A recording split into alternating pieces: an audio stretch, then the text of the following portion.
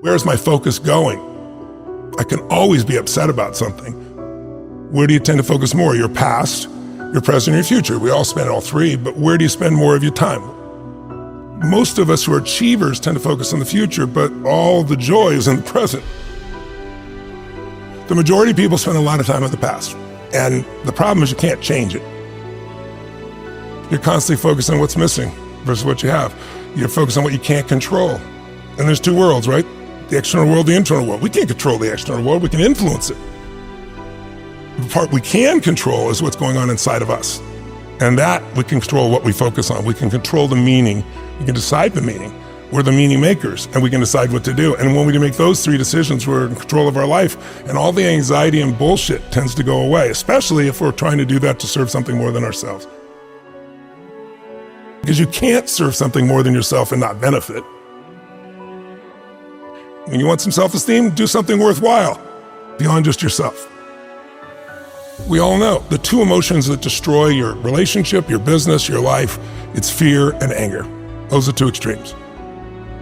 You can't be grateful and fearful simultaneously. You can't be angry and grateful simultaneously.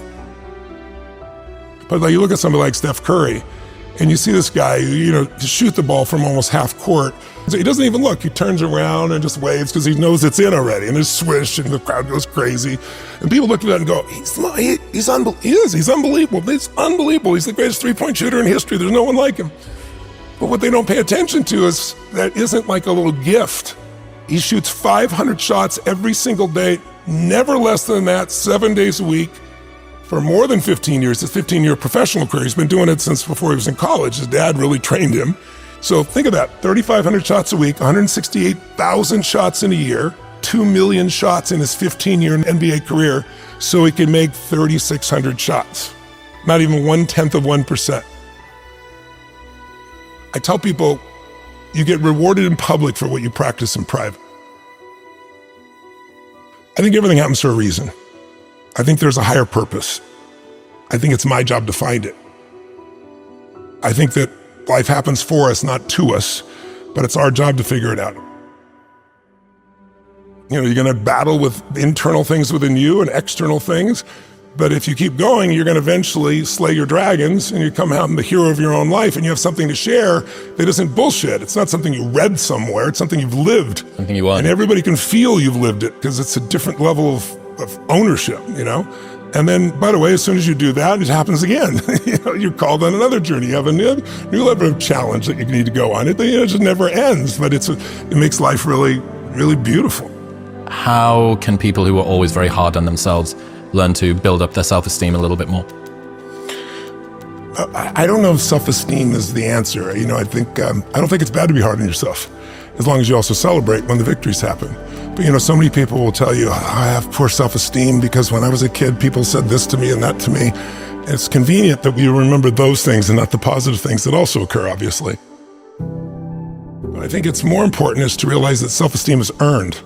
It's only earned by you with yourself. You're not going to get self-esteem because everybody praises you. Someone can tell you your whole life that you're brilliant, you're a genius, you're beautiful, you're handsome, and you not believe it. Someone can tell you, you're a piece of crap and you're never going to become anything, and there's a part you can say, I'll show you, as many people have, and then they develop drive out of it, right? So it's really, self-esteem comes from doing incredibly difficult things where you pushed yourself. It's not virtue signaling, it's not telling people about it. It's what you know inside your soul is true. And the more you do things that are incredibly difficult, and especially things that are meaningful, meaning they're not just about yourself, the higher that esteem would be. I think the most important thing for self-esteem is to find something you care about more than yourself. If you find something you care about more than you won't be thinking about yourself all the time, and all your bullshit self-esteem just goes out the window. The real question is, what do you want? If you want an extraordinary life, my definition of that is life on your terms. Some people, it's 3 beautiful children, a white picket fence. Some people, it's building a multi-billion-dollar business. Somebody else, it's writing poetry. Instead of looking for somebody else, it's like, okay, what do you really want from your life? And aligning yourself with moving forward towards what you really want. If you can do that in a way that also you feel is serving others simultaneously, there's a sense of meaning in life that can't be replaced by self-esteem or praise or compliments or being nice to yourself. And I don't think it's bad to be tough on yourself. I'm pretty tough on myself, I'll be honest with you. Being overly tough on yourself usually comes by making comparisons that don't make sense.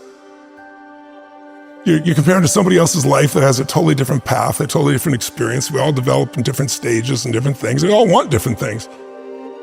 But eventually you wake up and say, it's good to be strong with yourself, but beating yourself up just lowers your energy. And when your energy gets lower, you produce less. And you don't have the same level of joy. You don't have the impact that you want to have, nor do you have the excitement that you really want to have. So I look at it as something that it's worth earning your own self-esteem, but it's really not the secret. The secret is find something else you obsess about more than yourself, and you'll have a level of energy that will compel you over the long term.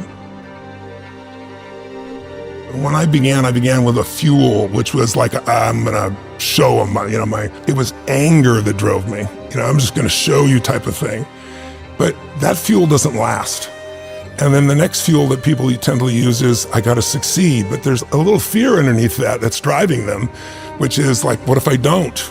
Versus a knowing, it's like, if you give your all every day, your gifts will make room for you.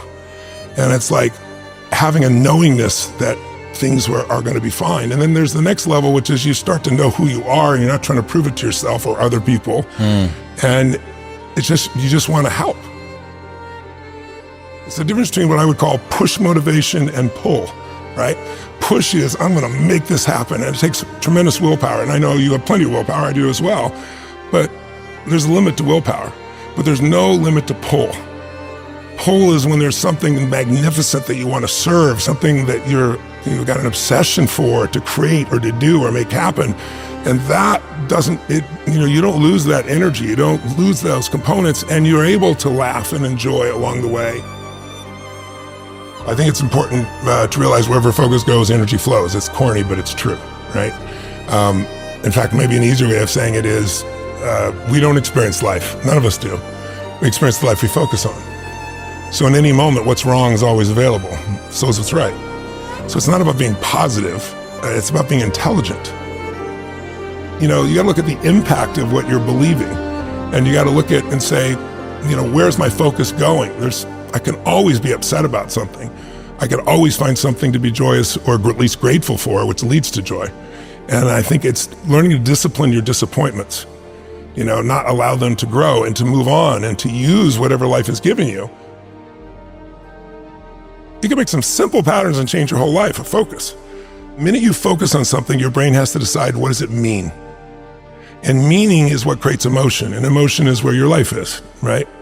And so the quality of your life is the quality of your emotions. We all have a pattern of focusing on what we have and at times on what's missing.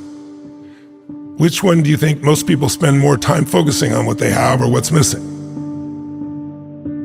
You can engineer your life to have more happiness, but I think the real challenge is thinking so hardly about being taken seriously just represents your fears, right? It's like, I think spiritual development, when people talk about spiritual, not religious development, spiritual development is the level of comfort you can have with just being your real self. And I think that's not an easy task, because we all are trying to be something, but we already are the something we're trying to be. That doesn't mean you can't be better, but it's like accepting and appreciating what you really are, and instead of projecting, something else, takes a lot of pain out of your body, takes a lot of wasted energy out, it gets a lot of fears to just disappear. And I don't have an easy path for that. I think it's the hero's journey. I feel if I work my ass off, now I've done my part, okay, now come through me, let's do this, and it tends to flow. Life happens to me, or I happen to life. But life happens for me. Yes, not to me. Yeah, is a wonderful reframe. Yeah, I really believe it. But you got to dig for it. It's not easy. But it's got to be earned, right? Like, wishing for confidence without competence is just delusion. You have no evidence to say that you can do this thing. If you want freedom, if you value freedom, you can't possibly have it as long as you play the victim role. None of that makes you who you are. None of that controls where you are in your life. It's like, have you ever had something happen in your life that was horrible? I mean, it was painful. You'd never want to go through it again in a million years. You wouldn't want anybody else to go through it that you care about. But after 5 or 10 years, you look back and you say, I never want to go through it again.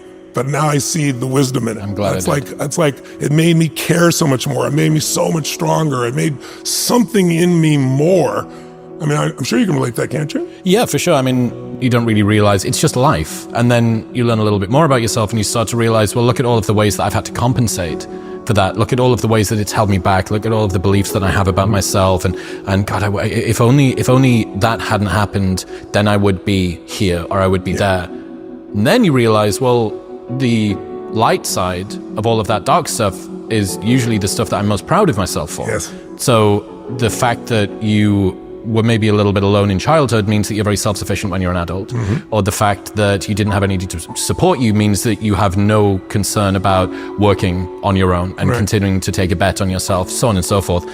So you end up having this really strange loop where you go from unconscious incompetence in that you've somehow been through something that you really hate, to this sort of awareness of how it's held you back, to this awareness of how it's propelled you. And then you have to get to this really difficult place, which is, okay, so this is a thing that I kind of wish hadn't happened, and yet I'm grateful that it did. And it's like a psychological superposition that you need to hold in your head at the same time. You can't collapse it down into one. You need to hold both of these things. It's like, yeah, that's like, that shouldn't have happened. I really wish that, and had you have been able to see you, had you at 36 have been able to see you at 12, you'd have picked them up and given them a hug and said, I believe in you and you don't deserve this. But it needs to happen to you. It was meant to be. Now, I don't believe like everything's meant to be. I think situations are meant to be, and then it's our job to choose how we're going to use them or be used by them, right? I think that's the difference. But I think, we get easy times and tough times. Why is that important? It is incredibly peaceful if you've done the job in the beginning because you know who you are. Now you have an amazing life.